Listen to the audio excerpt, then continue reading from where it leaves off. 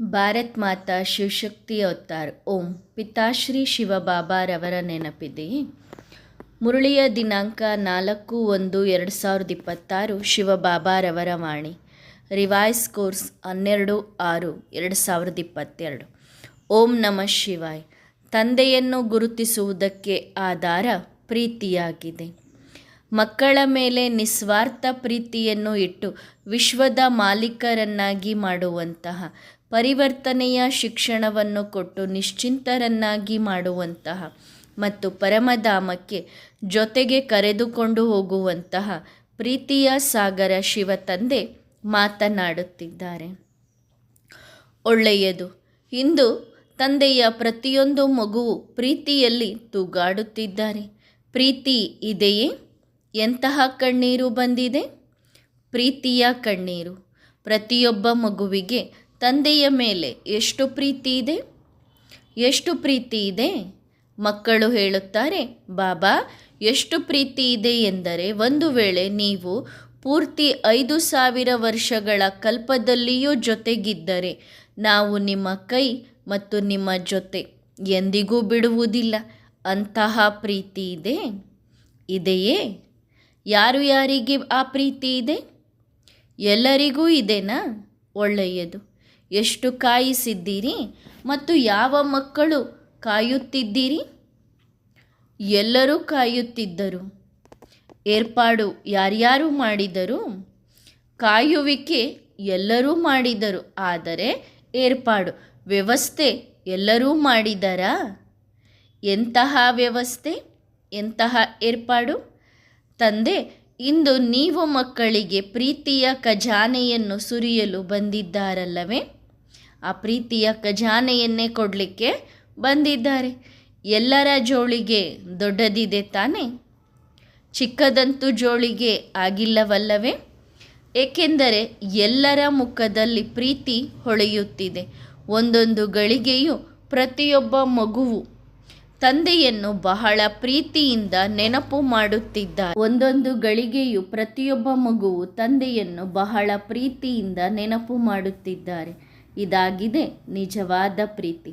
ತಂದೆ ಎಲ್ಲೇ ಬರಲಿ, ಆದರೆ ಮಕ್ಕಳ ಪ್ರೀತಿ ಎಷ್ಟಿದೆ? ಪ್ರೀತಿ ಎಷ್ಟು ಇದೆ ಎಂದರೆ ಎಷ್ಟು ಪ್ರೀತಿ ಇದೆ ಎಂದರೆ, ತಂದೆಯ ಹಿಂದೆಯೇ ಪ್ರತಿಯೊಬ್ಬ ಮಗು ತಂದೆಯೊಂದಿಗೆ ಮಿಲನ ಮಾಡಲು ತಲುಪಿಬಿಡುತ್ತಾರೆ. ಒಬ್ಬರನ್ನೊಬ್ಬರು ಹುಡುಕುವುದರಲ್ಲಿ ಇಬ್ಬರು ನಿಪುಣರಾಗಿದ್ದಾರೆ. ತಂದೆ ಮಕ್ಕಳನ್ನು ಹುಡುಕುವುದರಲ್ಲಿ ಮತ್ತು ಮಕ್ಕಳು ತಂದೆಯನ್ನು ಹುಡುಕುವುದರಲ್ಲಿ ನಿಪುಣರಾಗಿದ್ದಾರೆ. ಹೌದಲ್ಲವೇ? ಇಂದು ಯಾವ ಮಕ್ಕಳು ಪ್ರೀತಿಯಲ್ಲಿ ಲವಲೀನರಾಗಿದ್ದಾರೋ, ಯಾವ ಮಕ್ಕಳು ಎಷ್ಟೋ ಸಮಯದಿಂದ ತಂದೆಯನ್ನು ಬರುವುದಕ್ಕಾಗಿ ಕಾಯುತ್ತಿದ್ದರೋ, ಆ ಮಕ್ಕಳಿಗೆ ತಂದೆಯ 100ರಷ್ಟು ನೆನಪು, ಪ್ರೀತಿ. ತಂದೆಯೊಂದಿಗೆ ಪ್ರೀತಿಯಿಂದ ಮಿಲನ ಮಾಡಲು ಯಾರ್ಯಾರು ಬಂದಿದ್ದಾರೆ? ಒಳ್ಳೆಯದು. ಚೆಕಿಂಗ್ ಮಾಡಲು ಯಾರ್ಯಾರು ಬಂದಿದ್ದಾರೆ? ಇದರಲ್ಲಿ ಯಾರೂ ಕೈ ಎತ್ತುವುದಿಲ್ಲ. ನಾವು ಬಾಬನ್ ಚೆಕಿಂಗ್ ಮಾಡಲಿಕ್ಕೆ ಬಂದಿದ್ದೀವಿ ಅಂತ ಯಾರೂ ಕೈ ಎತ್ತೋದಿಲ್ಲ. ಒಳ್ಳೆಯದು. ಚೆಕಿಂಗ್ ಮಾಡಲು ಬಂದಿದ್ದೀರಿ ಎಂದು ತಂದೆ ಮಕ್ಕಳ ಚೆಕಿಂಗ್ ಮಾಡಲಿಲ್ಲ. ಎಲ್ಲರಿಗೂ ಕೂಗಿದರು, ಬನ್ನಿ ಮಕ್ಕಳೇ, ತಂದೆಯ ಪ್ರೀತಿಯ ಅತಿ ಮುದ್ದಾದ ಮಕ್ಕಳೇ, ಇದು ನಾಟಕದ ಚಕ್ರವಾಗಿದೆ ಅಲ್ಲವೇ? ಮಕ್ಕಳು 84 ಜನ್ಮಗಳ ಚಕ್ರದಲ್ಲಿ ಬಂದು ತಂದೆಗಿಂತಲೂ ಹೆಚ್ಚು ಬುದ್ಧಿವಂತರಾಗಿ ಬಿಡುತ್ತಾರೆ. ಹೇಗೆ? ಮಕ್ಕಳು ಹೀಗೆ ಯೋಚಿಸುತ್ತಾರೆ, ಬಾಬಾ ನನ್ನ ಯೋಗ ಎಷ್ಟು ಪವರ್ಫುಲ್ ಇದೆ ಅಲ್ಲವೇ? ನನ್ನ ಜ್ಞಾನ ಎಷ್ಟೊಂದು ಜಾಸ್ತಿ ಇದೆ ಮತ್ತು ನಾನು ಜ್ಞಾನದಲ್ಲಿ ಎಷ್ಟು ತುಂಬಿಕೊಂಡಿದ್ದೇನೆಂದರೆ ನೀವು ಎಲ್ಲೇ ಬಂದರೂ ಎಲ್ಲರಿಗಿಂತ ಮೊದಲು ನನಗೆ ಗೊತ್ತಾಗುತ್ತದೆ. ಆಗ ಬಾಬಾ ಏನು ಹೇಳಿದರು? ತಂದೆಯನ್ನು ಗುರುತಿಸುವುದಾದರೆ ಪ್ರೀತಿಯಿಂದ ಗೋಪಿಕೆಯರಾಗಿರಿ. ಆಗ ತಂದೆಯ ಗುರುತು ಸಿಗುತ್ತದೆ. ಜ್ಞಾನ ಕೇವಲ ಇಷ್ಟೇ ಸಾಕು. ನಾನಾತ್ಮ ಮತ್ತು ನನ್ನ ತಂದೆ ಪರಮಪಿತ ಪರಮಾತ್ಮ. ಉಳಿದದ್ದೆಲ್ಲವೂ ಪ್ರೀತಿಯ ಆಟವಾಗಿದೆ. ಏಕೆಂದರೆ ತಂದೆಯೂ ಸಹ ಪ್ರೀತಿಯ ಬಂಧನದಲ್ಲಿಯೇ ಕಟ್ಟಲ್ಪಡುತ್ತಾರೆ. ಜ್ಞಾನದ ಬಂಧನದಲ್ಲಿ ಕಟ್ಟಲ್ಪಟ್ಟು ಬರುತ್ತೇನೆ ಎಂದು ಎಂದಾದರೂ ಹೇಳಿದ್ದೇನೆಯೇ? ಹೇಳಿದರಾ? ಯಾವ ಬಂಧನದಲ್ಲಿ ಬರುತ್ತೇನೆ? ಪ್ರೀತಿಯ ಬಂಧನದಲ್ಲಿ. ಮತ್ತು ಯಾರ ಹೃದಯದಲ್ಲಿ ತಂದೆ ಕುಳಿತಿದ್ದಾರೆಯೋ ಆ ಮಕ್ಕಳಿಗೆ ತಂದೆಯನ್ನು ಗುರುತಿಸಲು 1 ಸೆಕೆಂಡ್ ಕೂಡ ಹಿಡಿಯುವುದಿಲ್ಲ. ಮತ್ತು ಯಾವ ಮಕ್ಕಳು ಹೇಳುತ್ತಾರೆ, ಬಾಬಾ ಜ್ಞಾನವನ್ನು ತಿಳಿಸಿ? ಆಗ ಬಾಬಾ ಏನು ಹೇಳುವರು? ಇಷ್ಟು ವರ್ಷ ಏನು ಮಾಡಿದಿರಿ? ಏನು ಮಾಡಿದಿರಿ? ಎಷ್ಟು ಜ್ಞಾನವನ್ನು ಕೇಳಿದ್ದೀರಾ? ಎಲ್ಲರೂ ಚೆನ್ನಾಗಿ ಜ್ಞಾನವನ್ನು ಕೇಳಿದ್ದೀರಿ. ಜ್ಞಾನ ಕೇಳಿ ಪರಿವರ್ತನೆ ಏನು ಬಂತು? ಪರಿವರ್ತನೆಯಂತೂ ತಂದೆಯ ಪ್ರೀತಿಯಲ್ಲಿ ಬರುತ್ತದೆ. ಪ್ರಪಂಚದಲ್ಲಿಯೂ ಸಹ ಒಂದು ವೇಳೆ ಯಾರ ಮೇಲಾದರೂ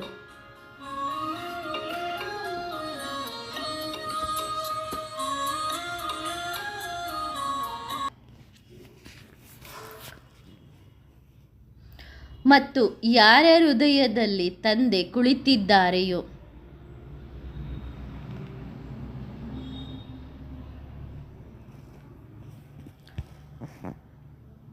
ಮತ್ತು ಯಾರ ಹೃದಯದಲ್ಲಿ ತಂದೆ ಕುಳಿತಿದ್ದಾರೆಯೋ ಆ ಮಕ್ಕಳಿಗೆ ತಂದೆಯನ್ನು ಗುರುತಿಸಲು 1 ಸೆಕೆಂಡ್ ಕೂಡ ಹಿಡಿಯುವುದಿಲ್ಲ. ಮತ್ತು ಯಾವ ಮಕ್ಕಳು ಹೇಳುತ್ತಾರೆ, ಬಾಬಾ ಜ್ಞಾನವನ್ನು ತಿಳಿಸಿ ಎಂದು? ಆಗ ಬಾಬಾ ಏನು ಹೇಳುವರು? ಇಷ್ಟು ವರ್ಷ ಏನು ಮಾಡಿದ್ದೀರಿ? ಎಷ್ಟು ಜ್ಞಾನವನ್ನು ಕೇಳಿದ್ದೀರಾ? ಎಲ್ಲರೂ ಚೆನ್ನಾಗಿ ಜ್ಞಾನವನ್ನು ಕೇಳಿದ್ದೀರಿ. ಜ್ಞಾನ ಕೇಳಿ ಪರಿವರ್ತನೆ ಏನು ಬಂತು? ಪರಿವರ್ತನೆಯಂತೂ ತಂದೆಯ ಪ್ರೀತಿಯಲ್ಲಿ ಬರುತ್ತದೆ. ಪ್ರಪಂಚದಲ್ಲಿಯೂ ಸಹ ಒಂದು ವೇಳೆ ಯಾರ ಮೇಲಾದರೂ ಪ್ರೀತಿಯಾದರೆ ಆಗ ಏನು ಹೇಳುತ್ತಾರೆ? ನೀವು ಏನು ಹೇಳುತ್ತೀರೋ, ನೀವು ಹೇಗೆ ಹೇಳುತ್ತೀರೋ ನಾವು ಹಾಗೇ ಆಗಿಬಿಡುತ್ತೇವೆ. ಪ್ರೀತಿಯಲ್ಲಿ ತಾನೇ? ಹಾಗಾದರೆ ತಂದೆಯ ಪ್ರೀತಿ ಹೇಗಿದೆ? ಏನನ್ನಾಗಿ ಮಾಡುತ್ತದೆ? ತಂದೆಯ ಪ್ರೀತಿ ಏನನ್ನಾಗಿ ಮಾಡುತ್ತದೆ?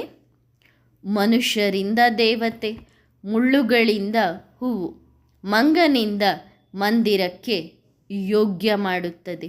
ಮತ್ತು ಪ್ರಪಂಚದ ಪ್ರೀತಿ ಏನಾಗಿ ಮಾಡುತ್ತದೆ? ಕಲ್ಲು ಬುದ್ಧಿಯವರನ್ನಾಗಿ. ಏನನ್ನಾಗಿ ಮಾಡುತ್ತದೆ? ಕಲ್ಲು ಬುದ್ಧಿಯವರನ್ನಾಗಿ. ಮತ್ತು ತಂದೆ ಕಲ್ಲು ಬುದ್ಧಿಯನ್ನು ಏನಾಗಿ ಮಾಡುತ್ತಾರೆ?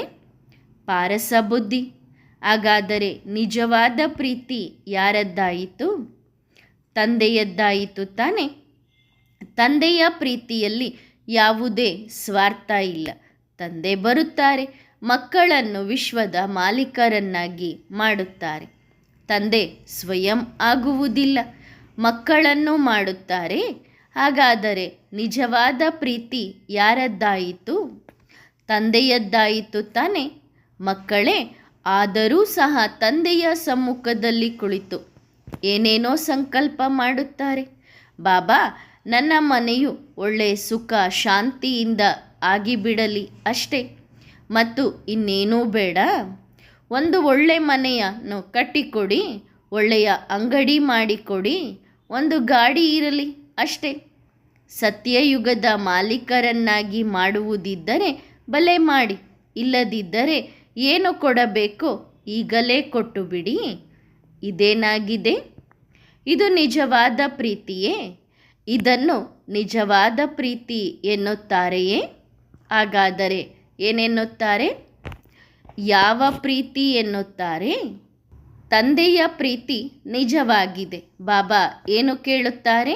ಮಕ್ಕಳೇ, ನಿಮ್ಮಲ್ಲಿ ಏನೆಲ್ಲ ದುರ್ಬಲತೆಗಳಿವೆಯಲ್ಲವೇ ಅವೆಲ್ಲವನ್ನು ತಂದೆಯ ಗಂಟಿನಲ್ಲಿ ಹಾಕಿ ಕೊಟ್ಟು ಬಿಡಿ.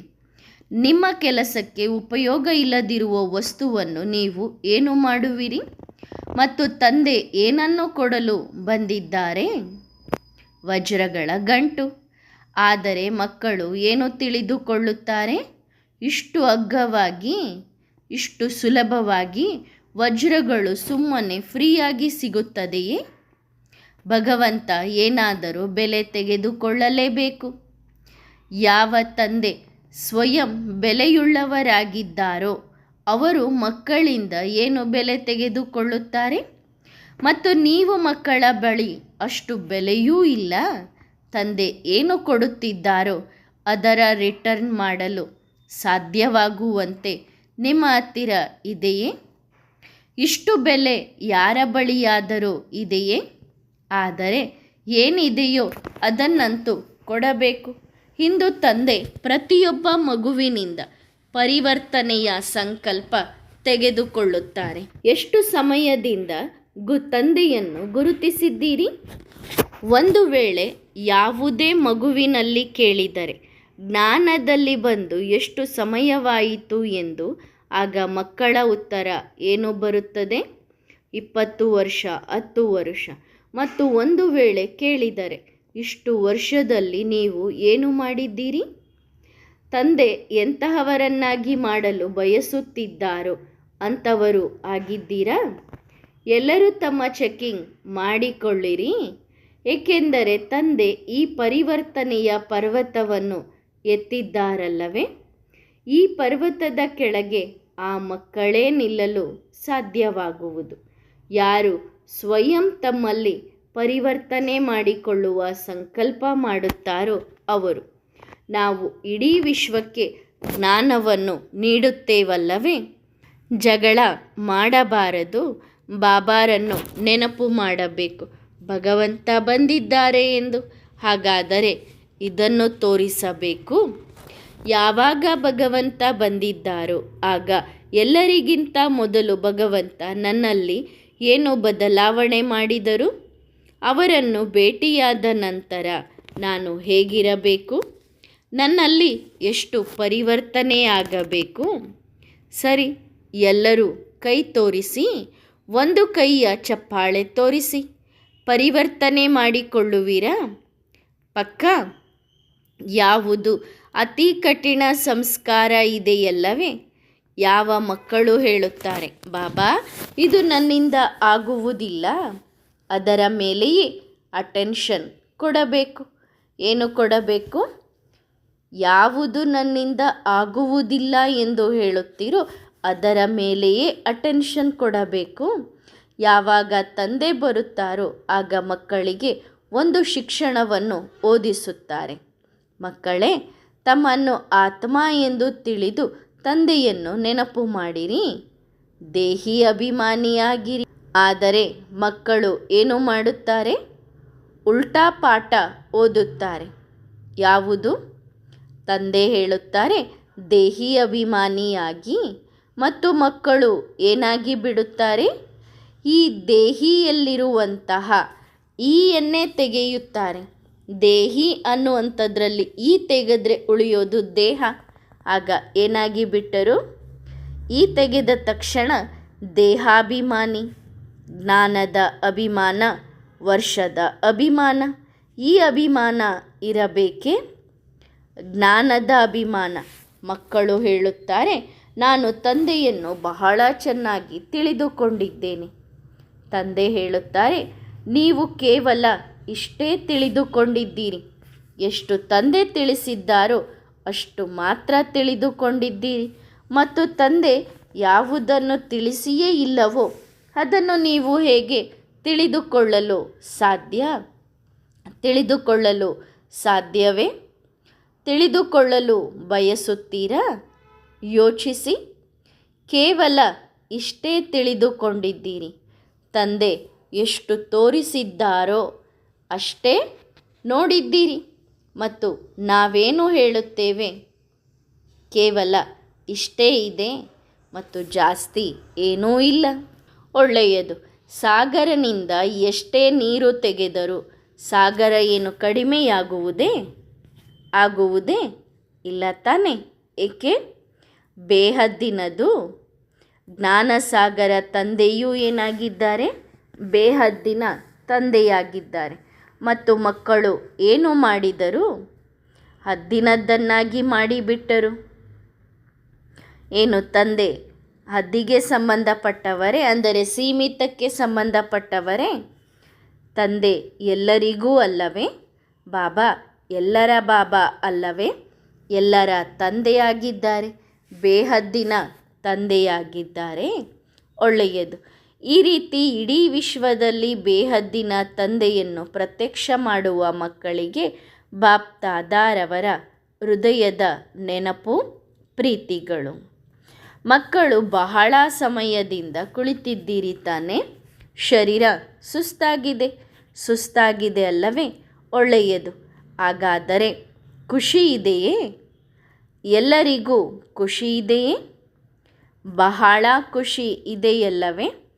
ಆದರೆ ಪ್ರತಿಯೊಬ್ಬ ಮಗುವು ಚಿಕ್ಕ ಪೇಪರ್ನಲ್ಲಿ ಚೆನ್ನಾಗಿ ಪಾಸಾದರು. ಇದು ಪ್ರೀತಿಯ ಕಮಾಲಲ್ಲವೇ? ಎಲ್ಲಿ ತಂದೆ ಇದ್ದಾರೋ ಅಲ್ಲಿ ಯಾವುದೂ ಕಷ್ಟ ಅನಿಸುವುದಿಲ್ಲ.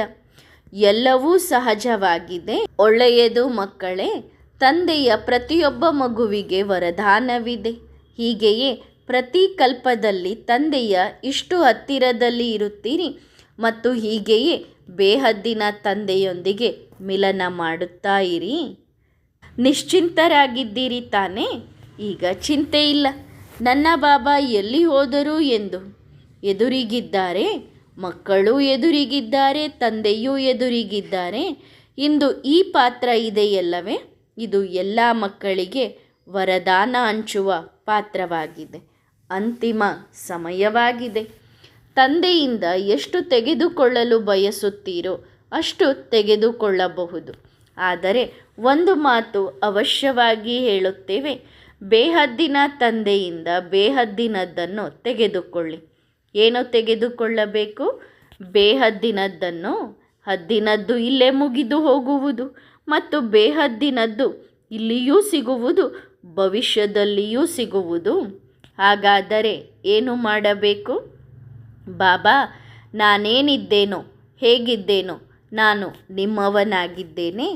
ನೀವು ನನಗೆ ಏನು ಕೊಡುತ್ತೀರೋ ನಾನು ಅದನ್ನು ಸ್ವೀಕಾರ ಮಾಡುತ್ತೇನೆ.